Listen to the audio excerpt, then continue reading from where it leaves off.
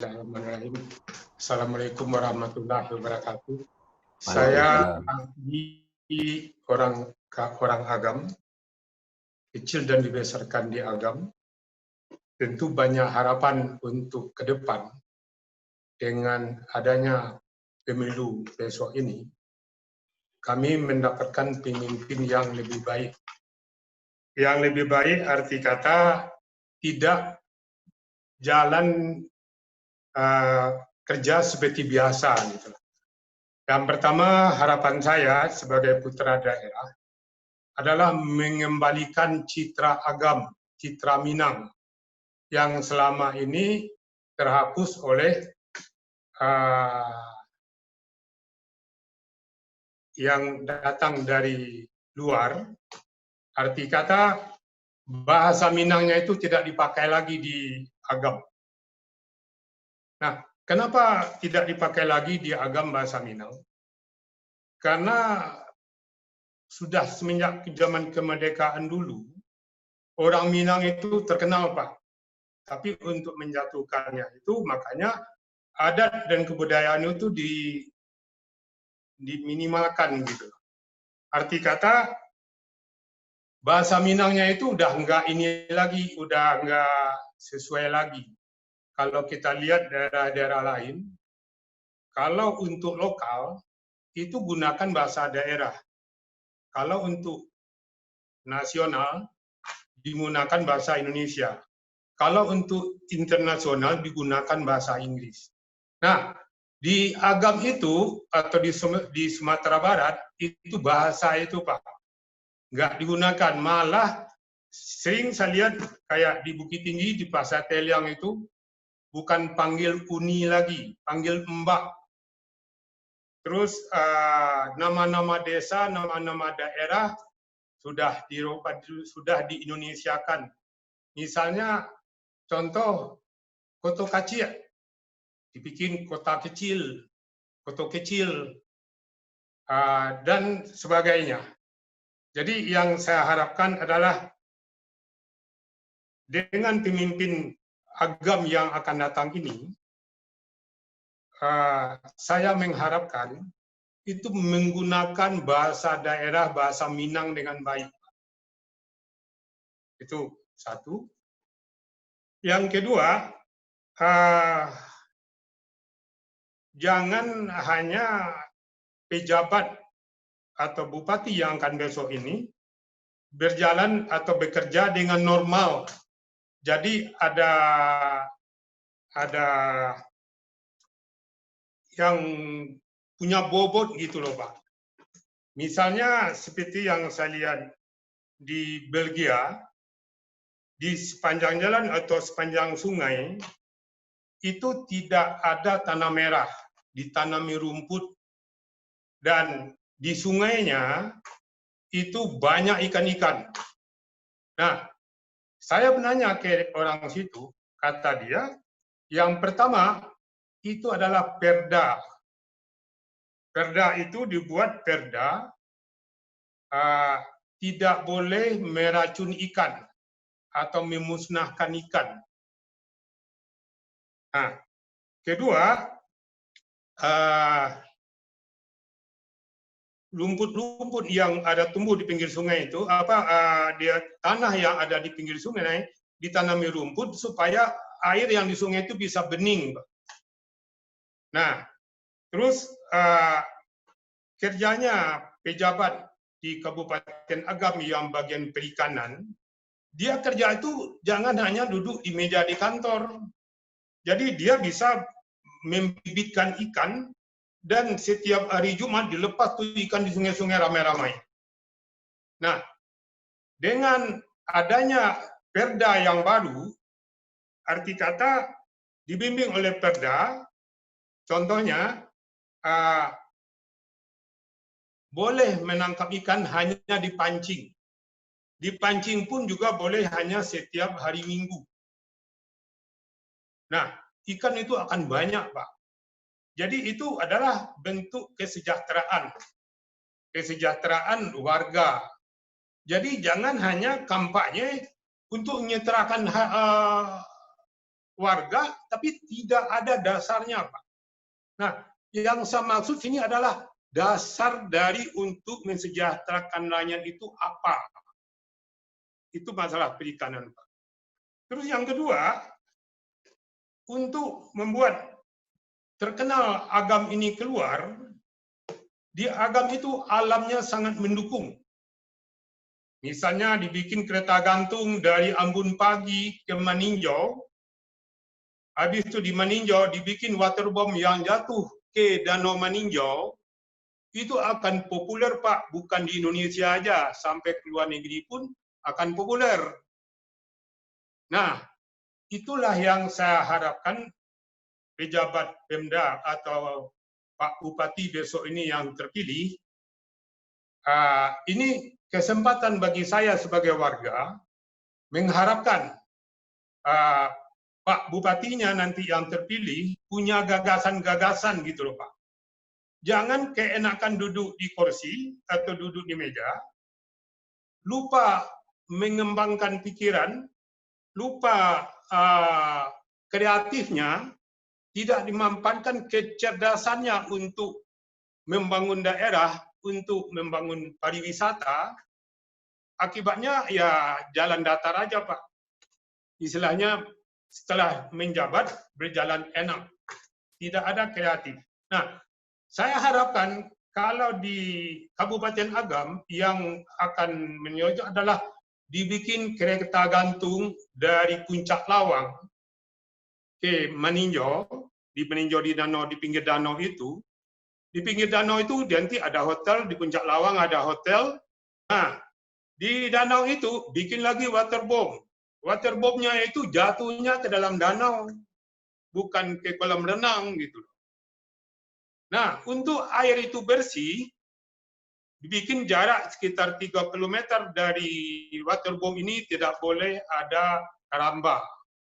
Karena ikan itu tidak boleh supaya airnya bersih. Itu, Pak, yang saya harapkan dari saya sebagai warga. Tadi yang disampaikan bahwa orang Agam harus kembali pada bahasa ibunya, bahasa orang tua kita, orang tua asli Agam itu sendiri, di mana saat ini sudah tercampur dengan karena banyak pendatang juga barangkali ya, Pak. Sehingga bukan pendatang, Pak. Itu penyebabnya karena Agam atau Sumatera Barat itu adalah kalah di waktu perang PRRI. Ya, PRRI, betul. Jadi pejabat yang datang ke sana itu untuk mengurangi kekuatan Minang, makanya dimasukkan budaya-budaya Indonesianya, budaya istilahnya kalau kami dulu itu budaya Jawa. Yeah. Karena tentara dari Jawa dulu namanya. Jadi kekuatan atau akar rumput dari orang Minang itu tuh berkurang, Pak. Makanya kalau saya lihat di daerah lain, contohnya di Jawa Barat, kalau kita ikut sholat masjid, khotbahnya berbahasa Sunda. Tapi kalau di Agam, jangankan waktu khotbah, waktu acara apa-apa aja bahasa Indonesia yang digunakan, Pak. Itu apa? Contohnya nama-nama desa. Kayak Gunung Tandike, Gunung Tandikat, itu udah berbeda Pak artinya. Nah, begitu pula kayak di Agam. Koto Gadang, Koto Besar, itu udah bahasa Indonesia Pak, bukan bahasa Minang. Yang saya harapkan adalah pejabat kita itu waktu kampanye, kembalikanlah jati diri orang Minang gitu loh Pak. Termasuk kembalikan jati diri orang Agam. Baik. Iya Pak, saya sudah catat itu. Poinnya adalah bagaimana pemerintah saat ini harus memfokuskan untuk mengembalikan jati diri orang Agam itu sendiri dan juga orang Minang ya Pak. Kemudian poin yang kedua adalah butuh tata kelola pemerintahan yang kreatif untuk mengelola pariwisata. Banyak sekali pariwisata yang potensial ya Pak di Kabupaten Agam ini.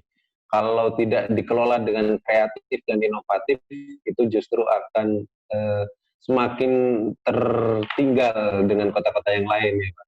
Padahal potensi pariwisatanya sangat tinggi di Kabupaten Agam ini. Baik, itu saja ya Pak. Terima kasih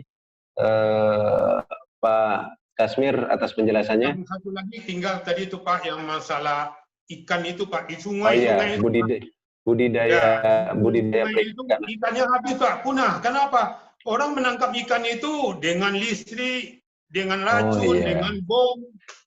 Jadi Baik. habis semua Pak itu. Baik, Makanya saya kemudian perdanya gitu loh Pak. ya baik, saya catat itu pengelola sumber ya perikanan ya Pak.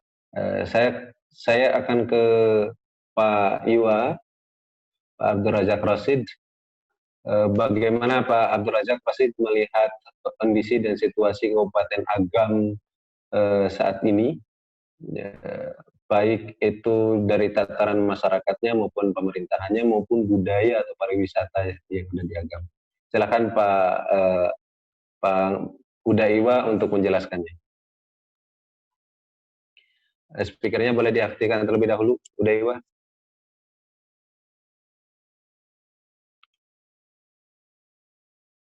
Oke. Sudah ya? Ya. Terima kasih kalau mau share. Pak Kurtubi. Assalamualaikum warahmatullahi wabarakatuh. Waalaikumsalam.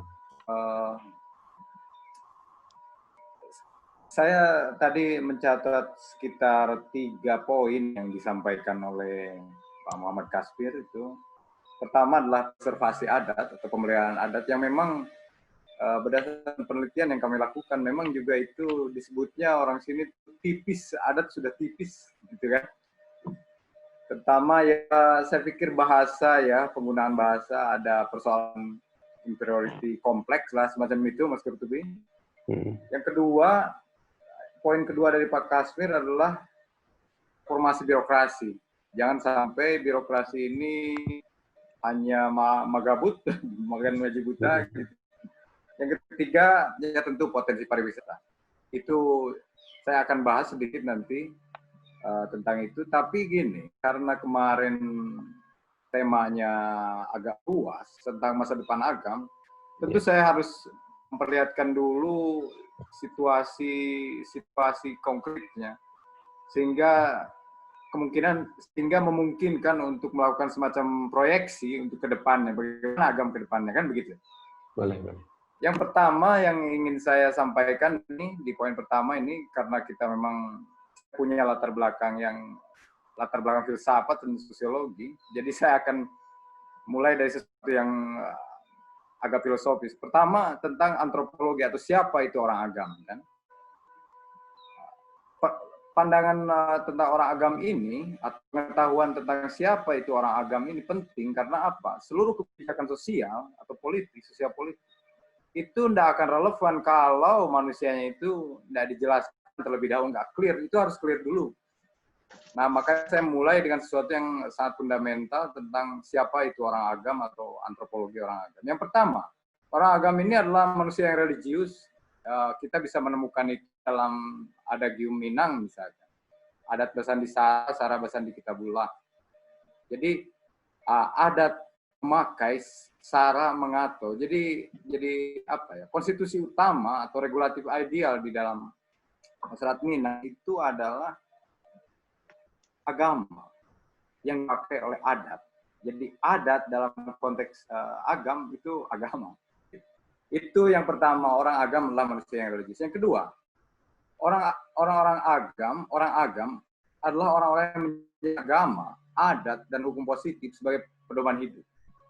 Jadi bisa dibilang orang Agam ini adalah homo legalis lah, gitu kan? Orang yang taat hukum dan punya pedoman agama, adat dan hukum positif. Yang ketiga, orang Agam ini adalah orang yang kreatif, senang bekerja dengan cara bertani terutama ya, berdagang, bertukang atau menjadi pegawai negeri dalam hal ini.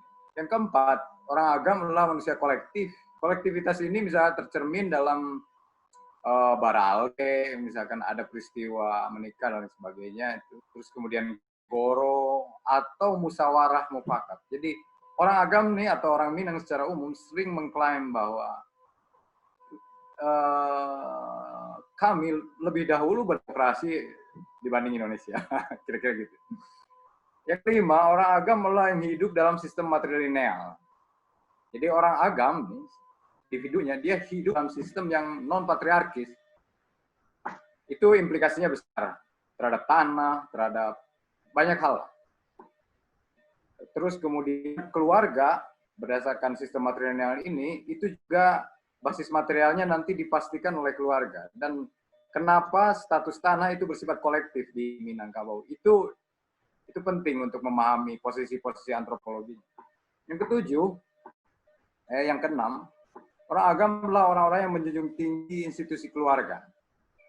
Orang agam menghormati keluarga. Sama sebagaimana halnya Islam menghormati keluarga.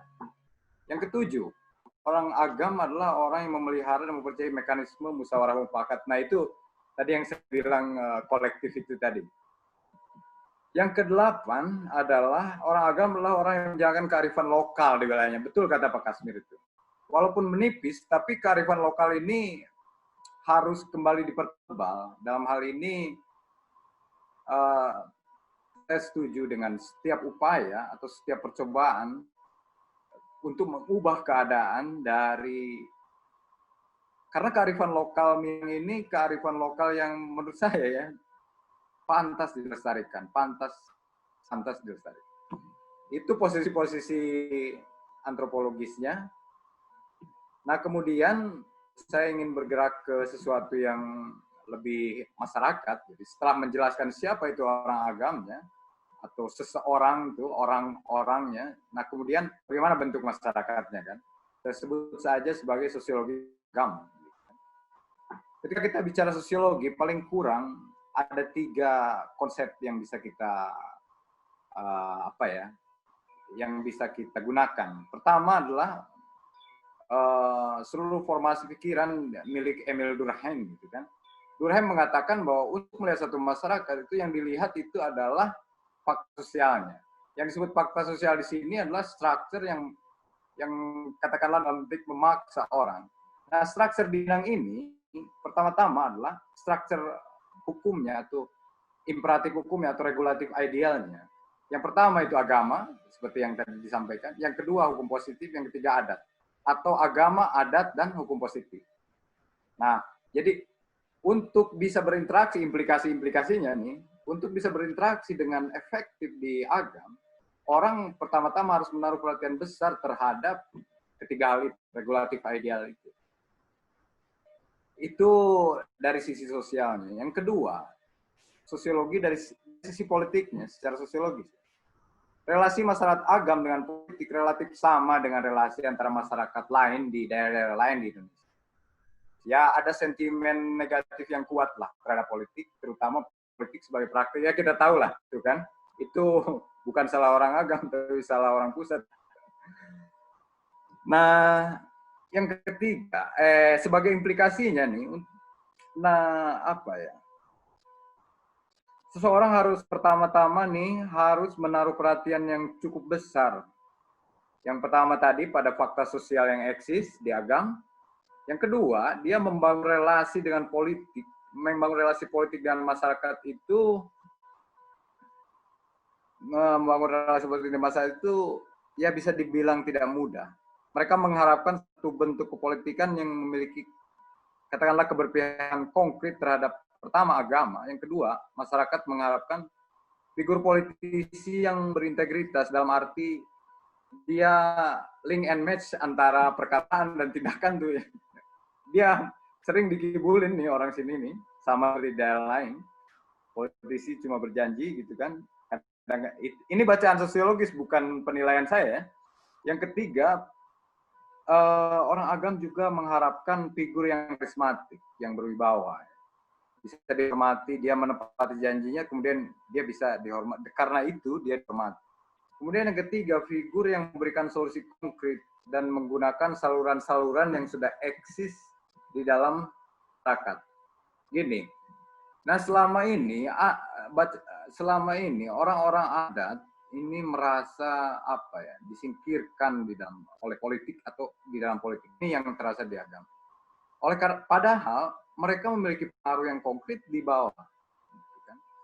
Nah, hal ini yang saya maksud dengan jadi harus ada figur yang memberikan solusi konkret dan menggunakan saluran-saluran yang eksis ini yang saya maksud adalah yang itu tadi, Nini Mama itu tadi, atau penghulu-penghulu. Kalau di Tigaluhak itu kalau di rantau, nah kebetulan Agam masuknya di Tigaluhak ya mungkin dengan penghulu-penghulu itu. Nah, sekarang saya bergerak ke sesuatu yang lain lagi, tentang sosiologi ekonomi orang Agam, kan, masyarakat Agam. Gini, saya menggunakan pikiran Marx di sini untuk memperlihatkan bahwa determinisme ekonominya Marx ya, bahwa perubahan di dalam masyarakat ditentukan secara determinatif oleh perubahan pada bangunan dasarnya atau infrastrukturnya. Nah, infrastruktur ini atau yang ekonomi, di dalam Marx kan infrastruktur yang ekonomi kan, itu mempengaruhi suprastrukturnya, ya.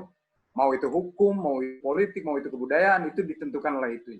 Nah, dalam konteks Agam nih, basis material atau infrastruktur atau sumber kemakmuran itu terletak di pertanian, lebih besar di situ. Nah, nanti akan baca bagaimana memproyeksikan Agam dengan dasar-dasar antropologi dan sosiologinya itu. Ada waktu berapa, Mas? 10 menit lagi. Jadi, saya ada beberapa data yang mungkin saya skip aja, data tentang populasi Agam dan sebagainya. Saya ingin langsung masuk ke substansinya aja, tentang masa depan Agam ya. Saya bagi aja ke dalam paling enggak tiga kategori. Pertama, secara sosial. Seperti yang tadi bacaan asumsi yang diletakkan secara sosiologis dan antropologisnya, masalah agama ini adalah masalah yang religius. Oleh karena itu, penguatan nilai-nilai agama harus dijadikan prioritas. Itu yang pertama. Jadi pembangunan atau segala macam lah, itu pertama-tama harus mempertimbangkan fakta sosialnya, dalam hal ini agama, adat, dan hukum positif. Jadi tanpa itu akan ada resistensi terhadap itu, akan besar resistensi. Nah, kedua, dengan melakukan ini atau melakukan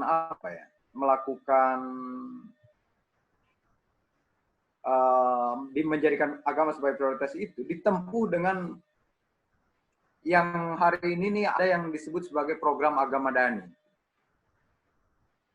Program ini level akseptabilitasnya tinggi.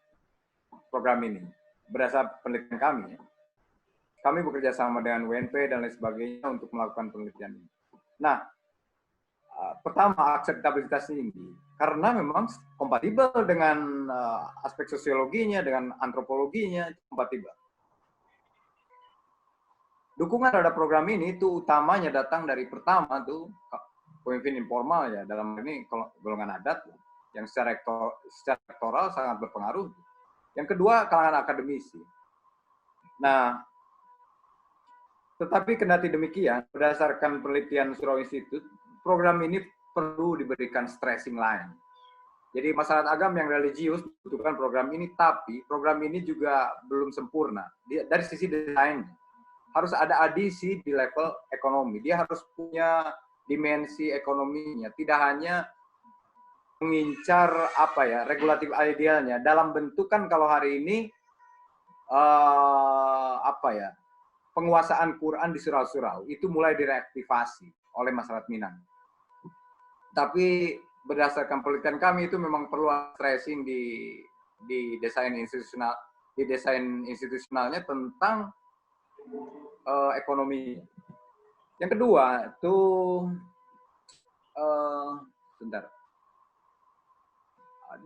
masih dalam konteks program itu meningkatkan indikator pencapaian nagari-nagari madani. Ini harus ditingkatkan. Ini sudah menjadi ada perdanya, itu kan soal indikator ini. Kemudian ketiga menyisipkan program berdimensi ekonomi ya, sebagai adisi yang baru terhadap program itu kan tambahan. Yang ketiga konsolidasi gagasan gitu. Sebagus apapun gagasan, tapi kalau misalkan tidak terkonsolidasi di bawah dengan stakeholder terpenting, ada mapping tentang stakeholder yang pro, stakeholder yang kontra, yang abu-abu dan sebagainya, itu agak susah juga.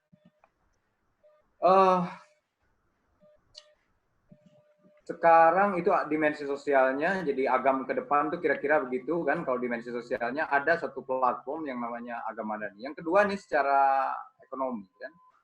Tentu kalau bicara masa depan agam, ya masa depan perutnya orang agam lah. Nah, agam ini merupakan daerah agraris itu jelas lah. Yang kedua, agam juga sangat indah, itu jelas.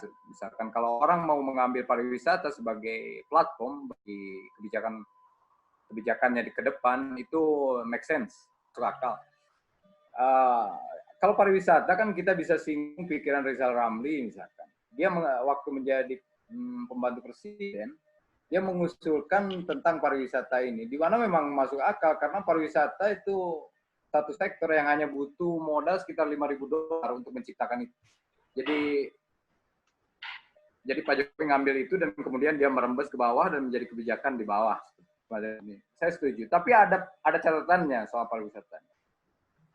Catatannya adalah bagaimana cara mengatasi supaya agam tidak jatuh ke wilayah pariwisata seperti Bali atau Bogor misalnya, jatuh pada pelacuran lah, narkoba lah, apa-apa. Itu yang harus dipikirkan ke depan. Karena agam sekali lagi orang-orang yang religius. itu yang harus diingat. Itu secara ekonomi. Yang pertama, basis ini agraris kan, daerah agraris. Pencarian orang agam mayoritas adalah sebagai petani. Implikasinya dari fakta itu, ya, peningkatan ekonomi di rakyat di masa depan yang tetap didasarkan pada sektor pertanian. Itu yang pertama, itu priority. Yang kedua, dalam pandangan kami, platform peningkatannya adalah optimalisasi hasil tani, platformnya.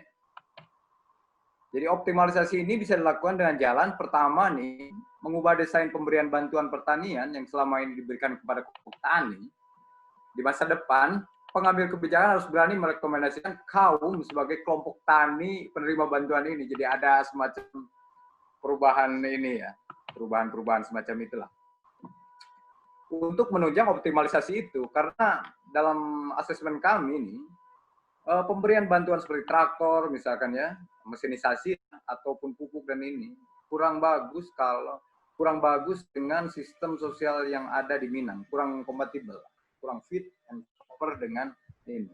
Kalau kaum itu kan digunakan untuk itu kan akan digunakan ke keluarga kan, Nini Mama akan berperan, peran datuk juga akan mulai kembali mendapat angin lah dari situ. Nah, pemerintah harus melihat peluang kooperasi gitu kan, peluang untuk menciptakan satu model partisipasi yang ada maknanya secara ekonomi, kira-kira begitulah. Yeah. Yang ketiga, yang berikutnya adalah ya mesinisasi pertanian, Pak. Karena gini, citra tani sebagai dredging and soil destroying, jadi secara pekerjaan itu kan bikin capek kan, dan soil destroying dia harga dirinya hilang, gitu kan. Nah makanya maksudnya mesin itu juga akan mengubah koordinat persepsi orang karena dia tidak dredging lagi pekerjaannya, sifat pekerjaannya, dan kemudian juga secara gengsi atau tidak soul destroying, secara gengsi bagus gitu ya. Nah, makanya alat-alat berat apa-apa itu pemerintah perlu mengambil posisi yang konkret ya, posisi keberpihakan yang konkret di sini. Karena apa? Untuk mengoptimalisasikan pertanian itu sama dengan juga mengoptimalisasikan domestik gross domestiknya. Jadi makroekonomi agam tuh di situ memang. Dengan melakukan itu dia akan mengubah secara drastis koordinat situasi ekonominya. Kira-kira gitu. Nah, kemudian apa ya? Oke, kita masuk ke bagian pemudanya, pekerjaan untuk pemuda. Jadi sektor ekonomi untuk pemuda. Nah, di titik ini nih, pemuda ini, untuk pemuda adalah industri kreatif yang paling pas. Jadi jenis industri kreatifnya ini pertama-tama adalah tentang revitalisasi sanggar seni ya, yang ada di sini. Itu utamanya aktivitas di sanggar ini adalah silat, kerajinan ukiran, pertukangan, rebab, misalnya. Seni-seni lain dan seni lain yang ada kaitannya dengan kebudayaan Minangkabau, gitu kan. Nah, yang kedua, karena memang kita butuh apa ya, semacam packaging atau pengemasan dalam hal itu, maka peningkatan internet literasi itu memang dikhususkan untuk menjadi supporting system bagi sanggar-sanggar ini. Anak muda saya rasa generasi milenial akan menyambut hal ini. Itu. Kemudian juga internet literasi untuk meningkatkan e-commerce. Iya, dia mengintegrasikan e-commerce ke dalam kebudayaan orang agam, kira-kira gitu kan. Sasarannya untuk mendukung ekonomi pariwisata yang membutuhkan banyak event, banyak kegiatan di level lokal itu. Saya kira itu. Terkait pertanyaan Mas Kutubi yang pertama itu tadi, apa kira-kira dampak pandemi terhadap agam ya, kalau tidak salah ya? Saya kira sangat terpukul lah, karena secara populatif memang ya populasinya mayoritas petani, Mas. Jadi orang-orang subsisten semacam ini yang bertahan secara subsisten semacam ini otomatis terpukul. Ada peluruhan ekonomi di sini. Saya kira itu yang bisa saya sampaikan.